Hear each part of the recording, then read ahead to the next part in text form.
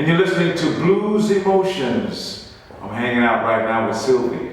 She's interviewing me. Let's start. Pleased to meet you, Zach, and thanks for accepting our interview. So I will ask you a few questions for our listeners. Sure.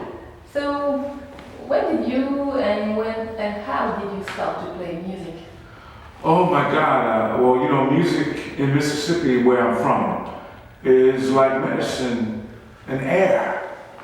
You know, if you breathe, you got the blues.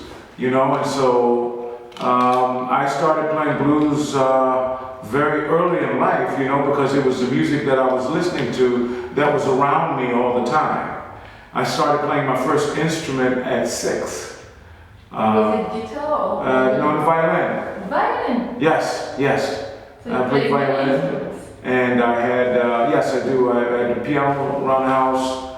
And so I played violin, I played piano, I played drums. And the last instrument that I picked up was around the age of 9, I started playing guitar. Okay. And why did you choose guitar finally? I beg your pardon?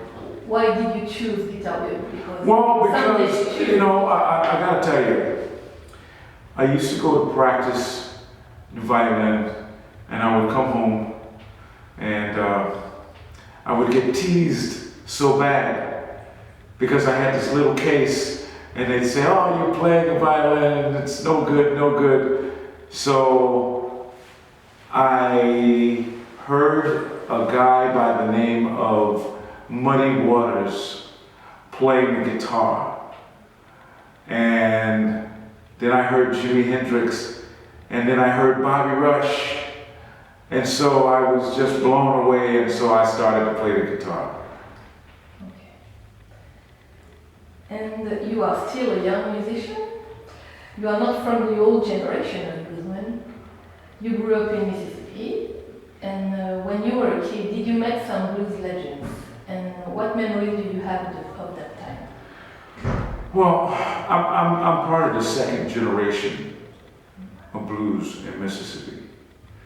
My father was a harp player, and he had a store on Ferry Street in the Ferry Street district of Jackson, Mississippi.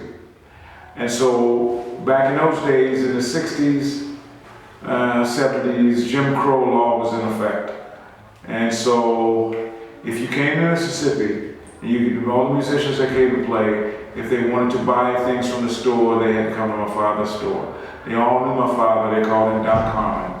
And so as a kid, I would get to see all of these musicians, all of these famous people like B.B. King and Muddy Waters and of course Bobby Rush and Little Milton Campbell, people like that, you know, Sam Myers, and they were personal friends of my dad's, and so that was the big influence on me, and so that's what made me who I am now. And you could hear them playing? Oh yes. See, on Ferry Street was the second largest African American business district in America, second only to Harlem.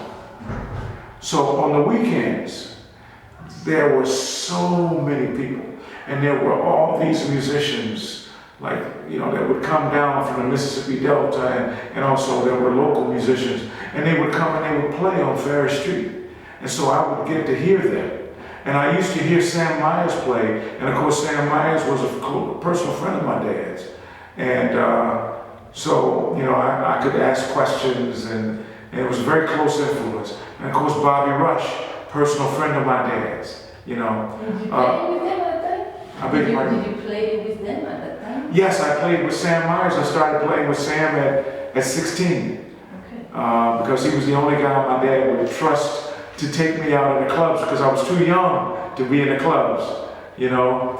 And so I started playing with Sam at 16, and I played with Little Milton, you know. Later on I played with Dorothy Moore, later on, you know, and I mean, many musicians, entertainers that came to Jackson that did not have a band. I was part of the pickup band. You know, people like Bobby Marchand and people like that, you know. That's how you started in Yes. music? Yes. Okay. Yes. Great. Yes. Not too bad for a start. And did your parents encourage you to become a professional musician?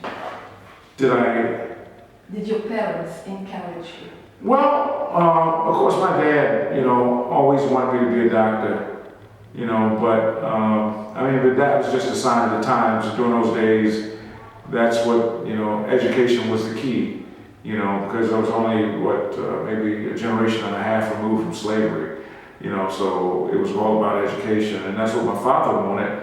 But my mother was very encouraging, you know, very encouraging. When she would buy me the instruments, and she would encourage me a lot, you know. So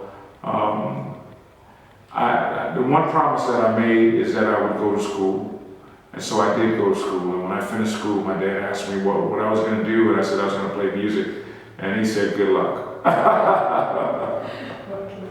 And why did you choose to move to Los Angeles? Why did I you know choose? somebody there already? Did you know somebody in Los Angeles? I'm sorry. Did you have relationships there in Los Angeles? Well, actually not. No.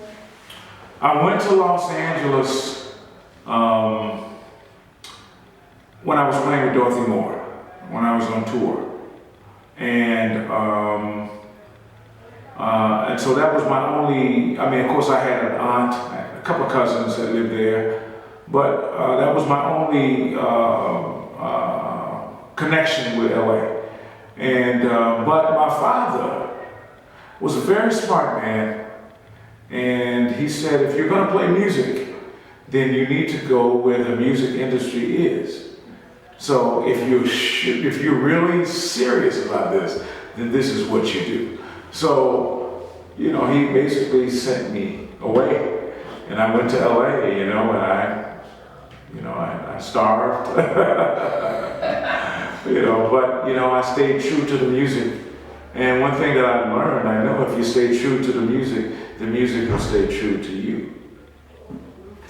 But you didn't have a band at No. the time. No, you were. No, I went by myself. Yeah. Yeah. You were a producer first. Well, that's a long story. Let me just give you this story. This story starts with me coming to LA, and I was a country boy. LA is the big city. I was a country boy, and I didn't know much about the big city. So I didn't know anything about the music business. I thought I did, but I didn't know anything about the music business. But I was a good guitar player. And so I started getting work to play on records because they liked my guitar playing. And so, but I didn't know how to charge. I didn't know how much I was worth. So I would charge basically equivalent of 20 euros to do a session. And of course that was way below what you normally would pay someone. And so because of that, everybody was calling me. And because everybody was calling me, I had a lot of opportunities to hang around people that were really talented, and I got a chance to learn from a lot of people. And so one thing led to another, and my career just sort of took off. And the next thing I know, I was a record producer. I was working with Michael Jackson and people like that. And so the rest is history. So Zac, thank you very much. We had to stop because you've got to play again. Oh yeah. People are waiting for you. Absolutely. Well, let's. Thank you very much. All right. Well, thank you so much, and for everybody that's listening, everybody that sees this, please keep the blues alive. If Zac Harmon is in your area, come and see me. It's going to be a low down, throwdown. Yeah. Thank you.